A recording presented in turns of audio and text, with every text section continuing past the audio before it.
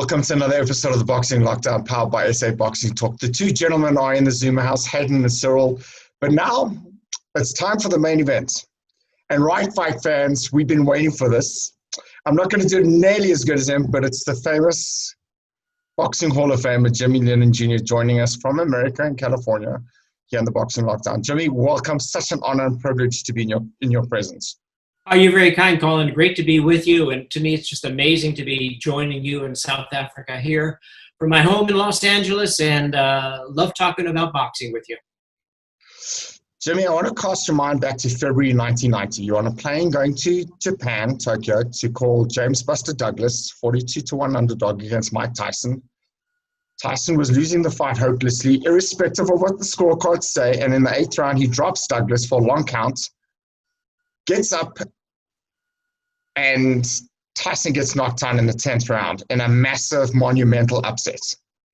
I watched Lennox Lewis getting drilled in South Africa by Hasim Rahman, and I stood up and I was shaking. You were calling that fight. You had to announce it. What emotions was going through your mind before you announced it, because everyone thought Tyson was going to drill him, and after, when Tyson shockingly got knocked down in the 10th round? Boy, I tell you, there were so many thoughts and emotions in my mind during that whole event. I mean, we could spend the whole time talking about this alone, from before, during, and after, and the aftermath. I happened to be sitting right next to the timekeeper with the notorious long count, which I think most of us know, the referee did the right thing and took up the count when he did. And the fighter, Buster Douglas, was just watching the referee's count. That's the key right there. In any case, if you want to go to the end, I think I was as amazed as anyone. And it was kind of surreal because at the Tokyo Dome, some 40,000 people were there. It was quiet. And it was unusual for me because if it were in any other part of the world, it'd be so loud and raucous.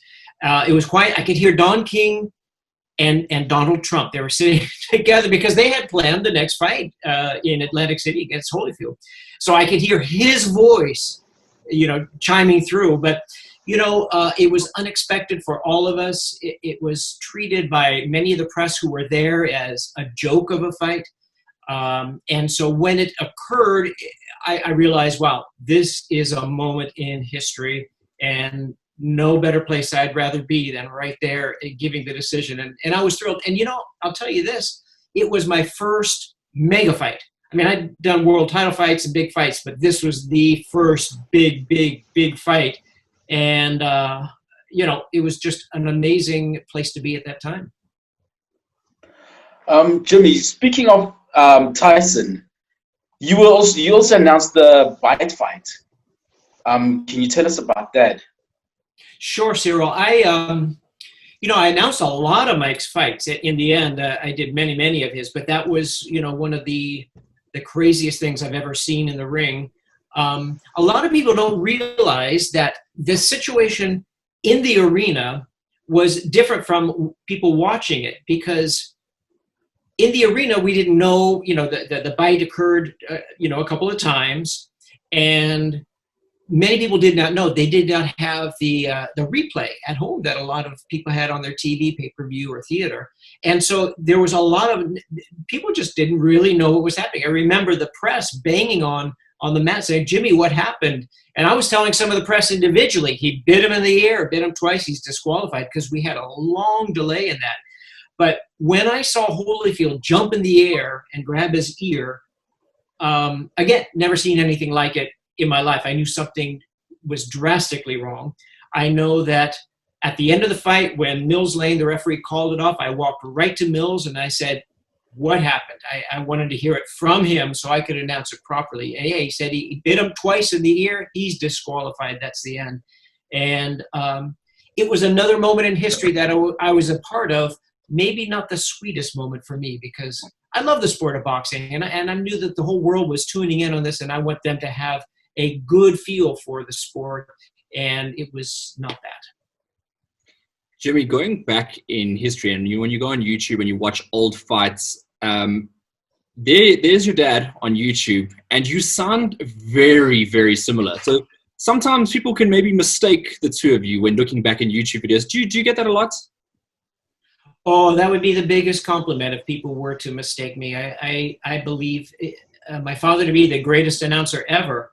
Um, there's a little story behind that, which is pretty intriguing. It seems like I was destined to be part of this sport because my father had 5 kids. I'm the youngest. He waited to me to name a junior. And I would, by far, the most like him. I look like him, I sound like him, and I ended up, taking over in this field as well. So there was maybe a little destiny there for me too. But and then people ask, have you tried to copy your father? Are you just mimicking him? And the answer is no. I think we're naturally alike. He's really the only announcer I listen to. But I think through the years, my style has changed and a little bit of his. We have a lot of similarities, but I still believe that that naturally I've evolved to have a little bit more of a style of my own, which I think comes with adding adjectives to the fighters' names and building it up to a crescendo, because that really gets me going when the crowd, and the fighters themselves in the corner, love it and are smiling to hear their name. And so I try to build on that. That's actually one of the questions I want to ask you. 135,000 people in Mexico, El Gran Campeón, Chavez. I mean, that was against Greg Haugen. I know that was one of your highlights of your career. But what was it like at that moment? Because Chavez was literally a rock star in Mexico for that. And what was that feeling like? And what was it like being associated with the brand of Chavez and obviously announcing him to people who absolutely adored and loved him? Yeah, I think you have to be in Mexico for a while or know Mexican people to know the kind of adoration they have for him.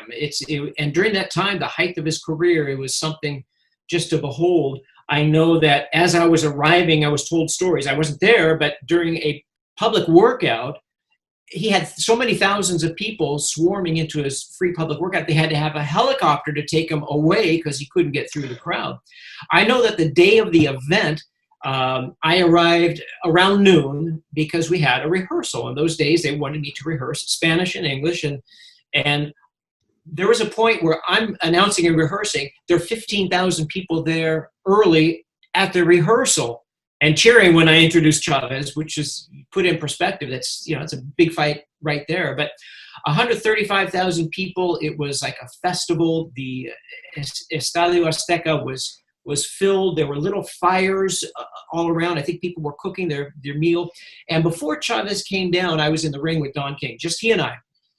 And there was a laser light show and a music show, and it was beautiful. It was very moving. It was very high quality, and I looked at Don and I saw almost like misty eyes in him. Tears. It was very moving.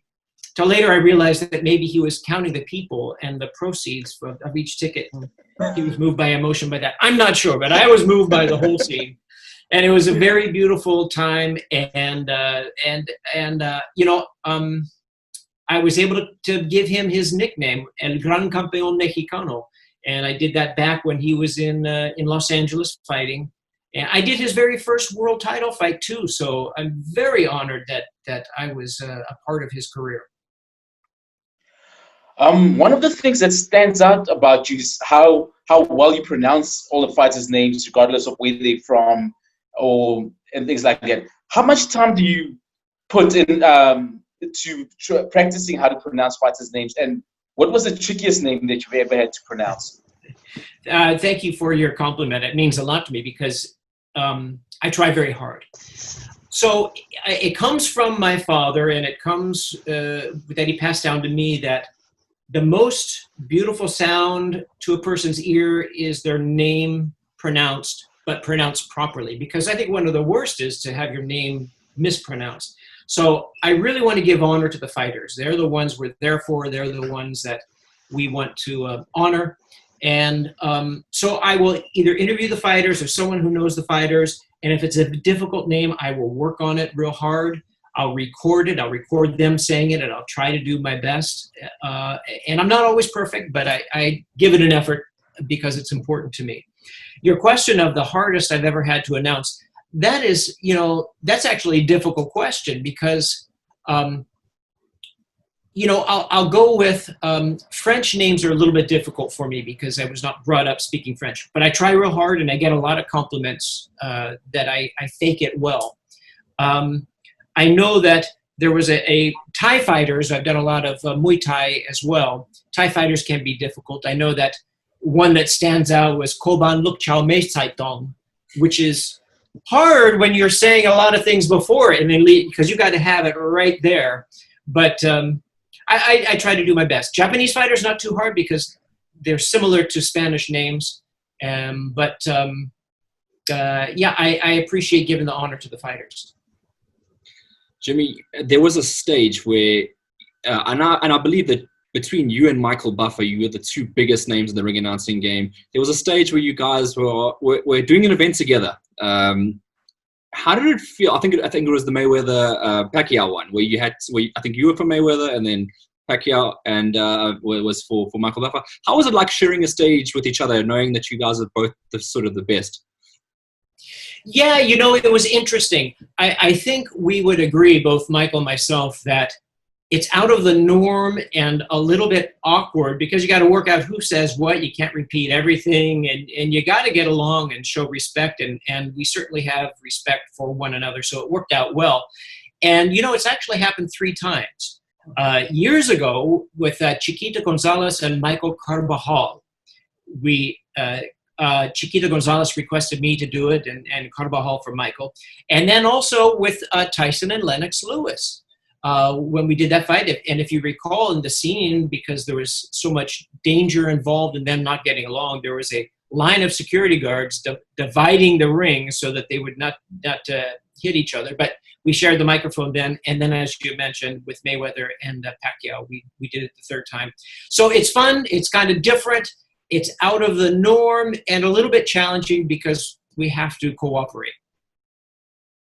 Jimmy, I want to cast your mind back, and I want you to think back to a scorecard that you had to read, which was such a bad decision. And you're looking at the scorecard, reading it for the world, and you're thinking to yourself, oh my God, I actually can't believe what I'm saying and reading, and then have to say to the world. Do you remember the fight, who it was, and what was going through your mind at that stage? Well, I'm not sure if we're thinking of the same fight, but I can tell you what first came to my mind, and that was Holyfield versus Lennox Lewis. And this was in New York City. And, I just, it was pretty clear that Lennox Lewis won the fight. And it was a difficult decision to read. I just checked the scores over twice, run it through my head, make sure I have it right. And I try to deliver the news as clearly and succinctly as possible, so there's no question in it. And that may not have been the worst decision I've ever read. It was a bad decision. It was a tough one, but it's you just got to give it, and the boos are going to be coming, and the chants, and there it is. But I tell you, I've been in some small towns where the commission is not as adept with boxing, and the scoring is really off. I mean, one time I was given a score of something like 283 to 256 because they added all the scores of all the judges in every round all at once, and I had to correct them with that and say no, you don't do it that way. So and that was actually going to be that was going to be on TV, but it was in a small town in a small state in the U.S. So part of my job is to make sure the scores are correct. And but if they are correct and I got to give the news, I'd rather do it than anyone else. And then you've been involved in so many big fights. Which one stands out for you? Which one do you look at and think this was a huge one? Yeah, I think we've talked about it. We've mentioned some of them. Of course, the Tyson fights. There's nothing like a Tyson fight. I know that one of the most exciting things I've seen in boxing is a Tyson knockout punch. But right up there is when he would swing and miss, the crowd would just roar because of the fury and the speed of that punch and the ferocity of that punch. So, the Tyson Holyfield fights were pretty spectacular. The first one with the huge upset, the second with the ear bite. So Tyson's up there with him. We mentioned Julio Cesar Chavez and, 135,000 people in Mexico City. That's got to be at the top of my list. I love Floyd Mayweather fights as well because there was such artistry in his fighting, and he was always fighting big names. So, of course, Mayweather, Pacquiao is a big one. I look at I loved watching Felix Trinidad fight. Tremendous action. I've been fortunate to be in part of a lot of big fights, but some of the best fights weren't necessarily the biggest, but they ended up being some tremendous action in the ring. So, apart from obviously calling out in the USA, what are your favorite countries that you've traveled to? Yeah, well, I love traveling. I love announcing fights all over the world. I've been to all parts of Mexico. Excuse me. So I love that very much. I love the Mexican fans. I love the people there, and the fight action is tremendous. I really enjoy going to Japan. I think there's such an unusual culture there, and I love how they do it. I love the country. I love the food there, so I feel very fortunate whenever I go there. The promoter there, Mr. Akihiko Honda, is a tremendous man, a tremendous promoter, brings out the best in every people, the way he treats everybody. And so I appreciate that. I appreciate the quality of the events there. I love England. The British fans are so boisterous and so loud. I love that as well. There are a couple of countries that I've not been to on my bucket list would be Italy, because I used to study Italian. Spain, I'd love to announce a fight in Spain. I've been to Italy, by the way, many times, but not for boxing, not announcing the fights. Spain, and I tell you, the only continent I have not announced in is Africa. And that's definitely on my bucket list. Otherwise, of course, not Antarctica, but all of the other continents is where I've been to. So that would be a dream for me. So it's an honor to be speaking with you. At least this is maybe as close as I'll get. Jimmy, I want to talk about how this all started, the forum. Humberto Chiquita Gonzalez, but also Marco Antonio Barrera beside Chavez. What was those days like ringside next to your late dad?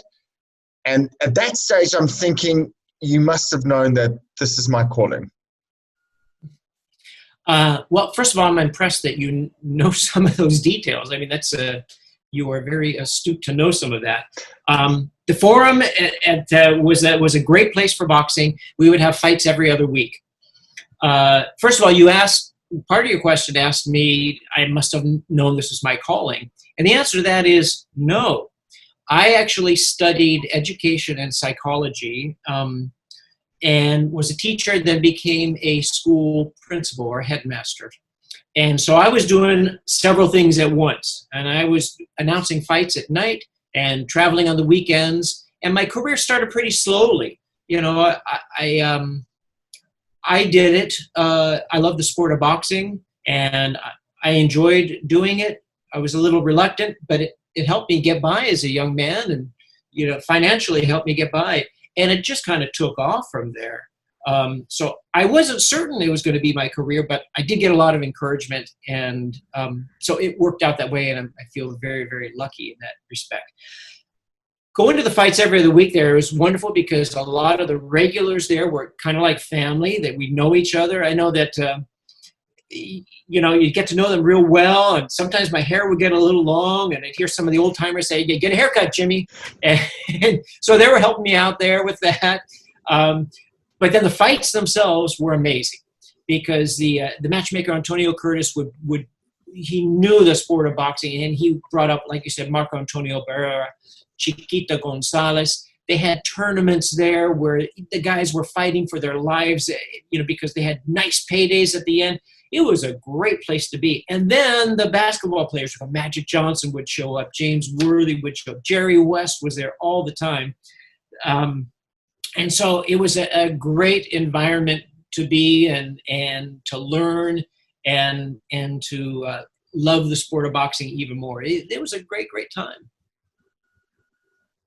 Jimmy, we love the sport of boxing, obviously, but it does have its not so great size.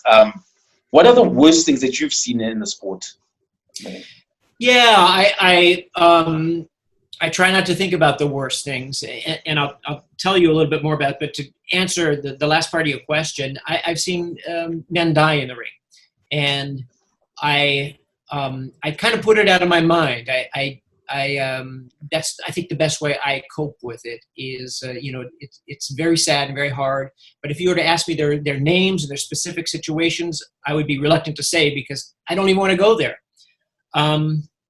That being said, I'm of the strong belief that boxing does as much as it can do to make it safe. And the boxing medical community has continued to improve with that, from the physicals, everything they do, the testing beforehand, the sharing of the information on the fighters as they go about in different parts of the world. In this life, we could make everything safe. There's risk in everything. And my thinking is, there's even risk in flying in an airplane. It's very, very safe. But, we could take that risk out. We could make sure everyone has a parachute in the plane. We can make sure not many people are in the plane so they can get to the exit and so forth. But that's not reasonable. And I think with boxing, we can make it 100% safe by putting airbags around every part of the body and just score the points. But that's not reasonable. The element of risk is what makes it, great, wonderful sport. Of course, along with the intelligence and the skill and the determination, the preparation, the athleticism. But I think we're doing a good job of making it as safe as it can be. Those risks are there, and it's heartbreaking when something goes wrong. It really is. I want to go back to your father real quickly, and he also became a Hall of Famer just like yourself. But I think what was a little bit controversial is he became a Hall of Famer after you, and I have a feeling you have an opinion on that as well. Yeah, absolutely. He should have been in the Hall of Fame much before I, of course, and a long time, a lot before other people. So I think maybe it was a East Coast based organization for a while, the International Boxing Hall of Fame, and there was a West Coast version of it. They were somewhat rivals, but the International Boxing Hall of Fame, very well organized, really took over. So my father was inducted into the World Boxing Hall of Fame, which was centered in Los Angeles. So that was done properly. And then I followed him. But I think maybe the mindset for a long time was more East Coast minded. I think in the end I think we're just grateful that he's in the Hall of Fame where he belongs. And I'm not sure many people will say, oh, who was first, who was second. As the years go on, they'll just know that he's in the Hall of Fame, and, gratefully I am too. I want to stick with your father, Jimmy, and there's a fight, and you'll know because you were in the ring with your father, which was a really funny moment, and I'm going to speak about that now. That the fighter that your dad was introducing came out to a Michael Jackson song and was breakdancing in the ring. Must have been in the 80s. And your father couldn't stop laughing. He was trying to introduce him, but he couldn't stop laughing. Do you remember the bout that I'm talking about? I don't remember that, but I love it. And it sounds like a very rare, unusual moment for my father to do that. Well, I'll get you the bouts. I'll get you the name of the fighters. But I wanted to ask you, has there ever been a moment when you're trying to introduce the fight or the fighters and you just overcome with laughter and emotion that you actually like, well, wait a minute, I need a second.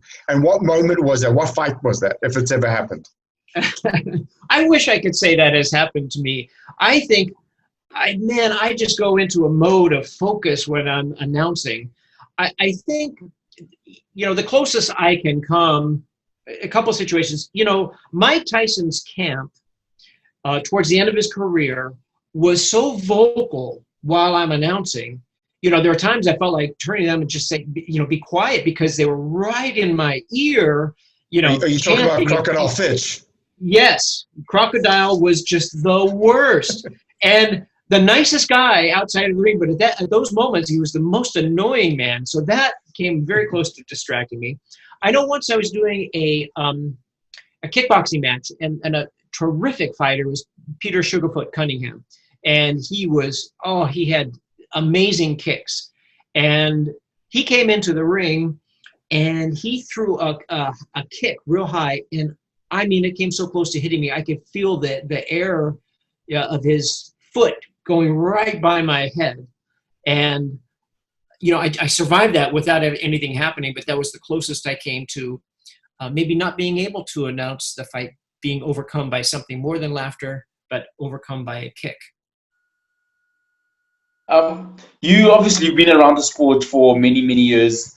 How do you ever find yourself developing a kind of a relationship with fighters, and if so, which ones?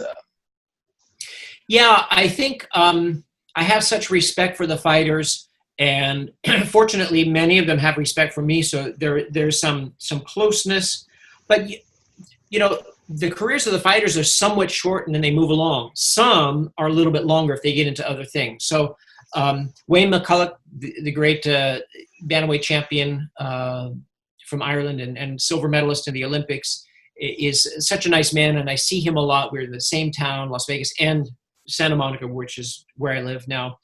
With Julio Cesar Chavez, there's one, because he is able to work as a commentator for TV Azteca. So I do see him throughout the years. We've developed that closeness, even though there's a somewhat of a language barrier. And I'll say about Julio that, when I'm on the road, I like to run in the gym and stay in shape. And more than once, I see him in the gym at the same time. And I got to tell you, there's a difference between my workout and a former world champion's workout, because that man still works so hard in his training, even at the age that he is now. And I'm glad to see he's in such great condition. What I want to do is quickly take you away from the sport of boxing, and you've obviously, through boxing, it has created you, made you a big name. You've done some movies. I mean, how did you feel doing those? Well, that's very fun. It's a fun thing to be part of something that's different like that.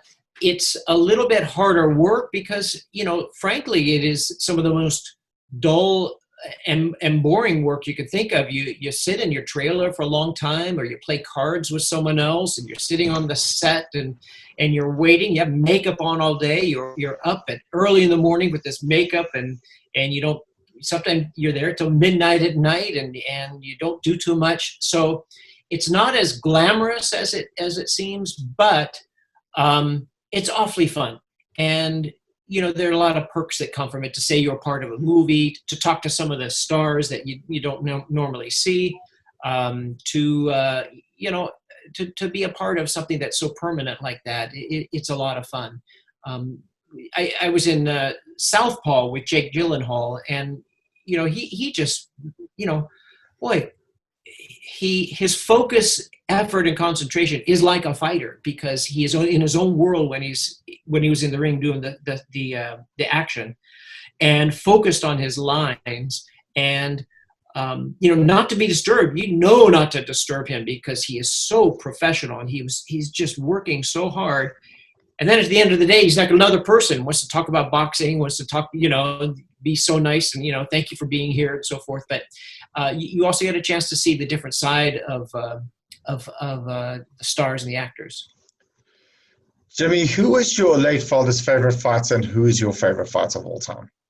I think for my father, he always pointed to Joe Louis. I think it meant a lot to him during the time, as my father was born in 1913 and lived through the Depression and lived through World War II, of course. And I think Joe Louis was kind of a hero to him. My father never announced him, but had a nice, close relationship with him as Joe Louis retired and into his death. For me, I think I have to go back old time as well. With a fighter who I never announced, but I saw in action, and I just idolized on TV watching him, and that's Alexis Arguello. I just, the way that he fought, his dedication, the pride that he brought into the ring. When he fought Aaron Pryor, it crushed me when he lost to Aaron Pryor, but he took it like a man, and I admired that. I got to know him better as after he retired, and I got to spend some time with him. He was also a judge, and spent some time with him in Tokyo as well. And we were in a restaurant in Tokyo, and he ended up telling the whole story of how he got it started in boxing, how he got involved. And here he got, at one point he got animated, and he stood up in the restaurant and he started to kind of, show the moves he would move. And it was Alexis Arguello in person in a restaurant in Tokyo. And as one of my boxing idols, I was just so thrilled by that. Obviously, as an announcer, you say a lot of fighters' nicknames. Which are some of your favorites? Well, okay. So I'm going to tell you that one of the first nicknames, I'm talking maybe the second fight I ever announced, was a nickname of a fighter, and it was not my favorite. It was, and in fact, I felt so funny saying it, but his nickname was Bucket of Blood. And I just found it so funny. And here I am, not the most secure young ring announcer there was, and I just had to go for it. But that's one that, when you asked the question, the first thing stood out was that. Of course, I like El Gran Campeón Mexicano because it's part of the great champion Julio Cesar Chavez, and it has a nice ring to it, a nice fun ring to it. I got to say that some are harder if they don't have many syllables. It's harder. Like, as much as I like Mike Tyson and liked him as a fighter and appreciate him now so much, Iron, it's not that much fun to say Iron Mike Tyson. It doesn't have the natural kind of O sounds where you can draw it out, or syllables where you can draw it out. So that's actually one of the harder ones. Okay, so Jimmy, what I wanted to talk about was, obviously in life, people's career paths change, but yours was pretty set. But I wanted to say, if you couldn't be a ring announcer, what did you want to be? Well, I alluded to something earlier, in that I was an educator, and I was a teacher and then a head of school, and I was quite committed to that. Spent 25 years doing that and announcing on the side, believe it or not, and until it just became too much and I just couldn't do both, so I had to make a choice.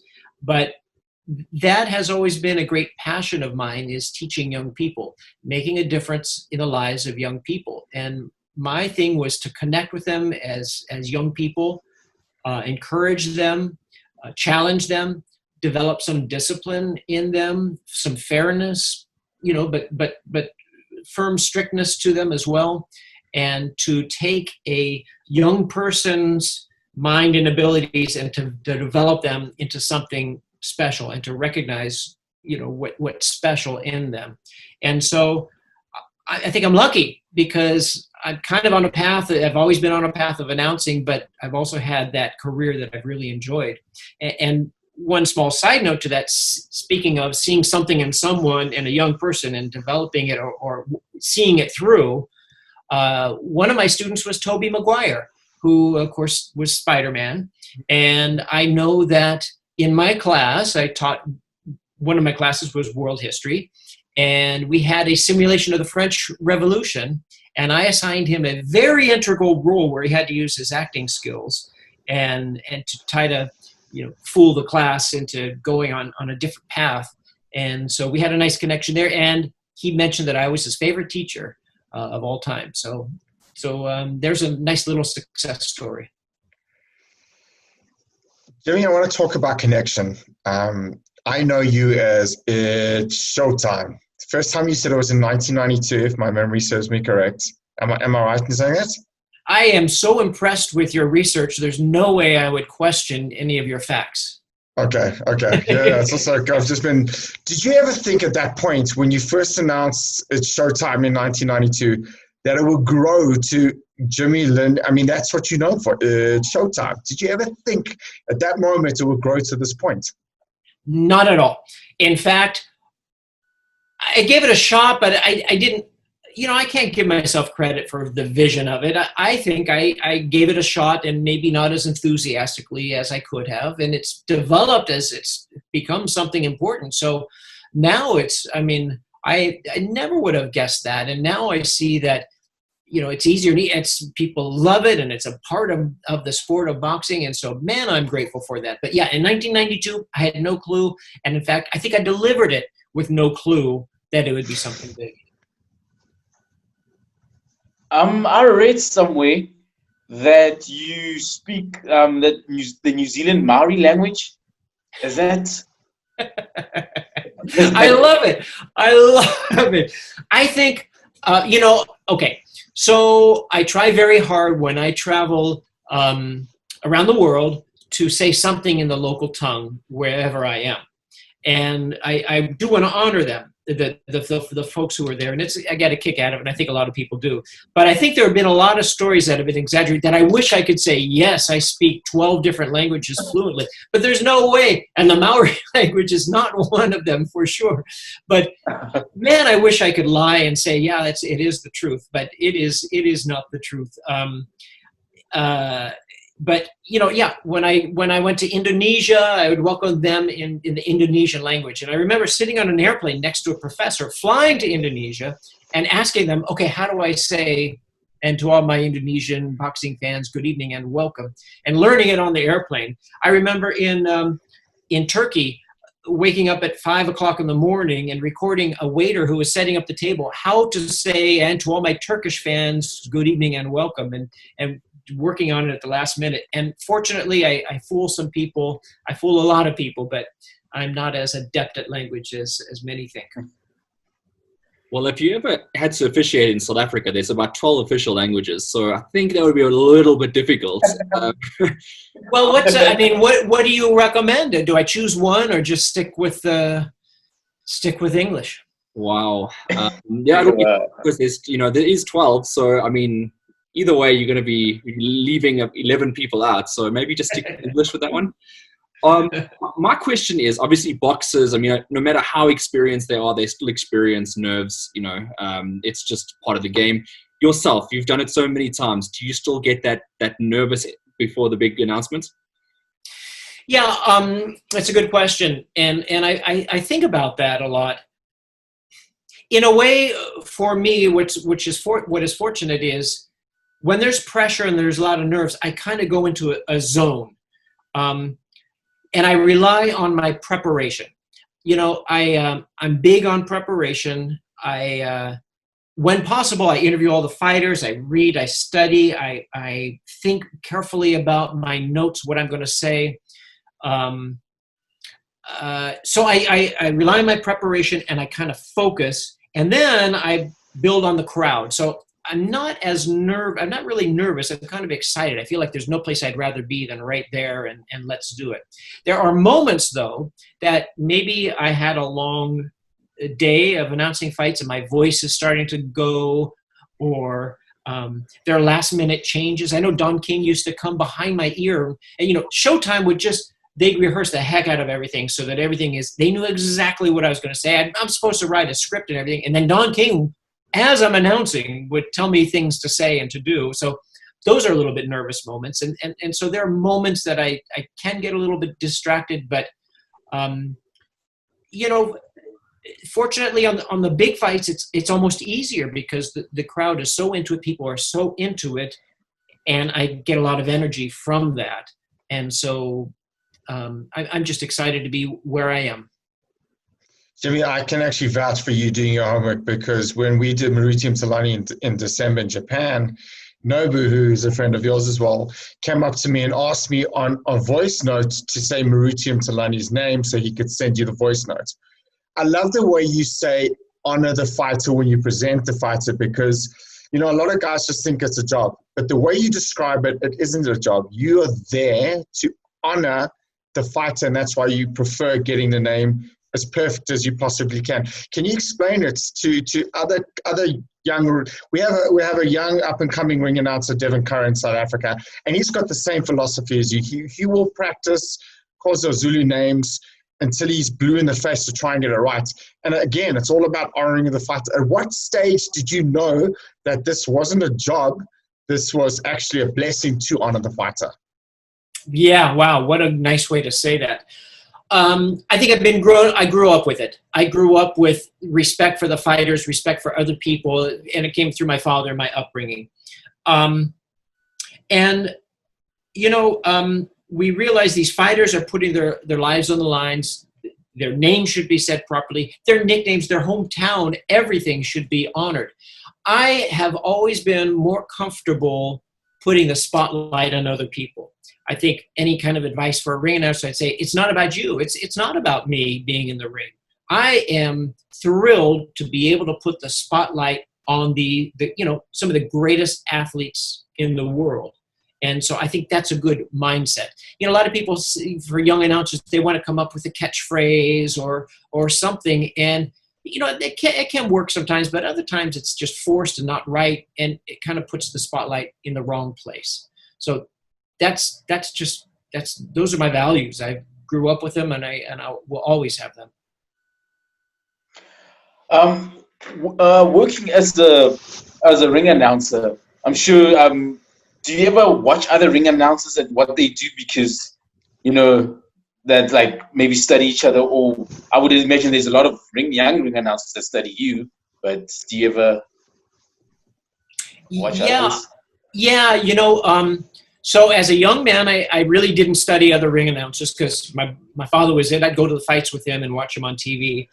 But periodically, absolutely, I look at ring announcers. Some will send me some things and ask me to give them feedback on it.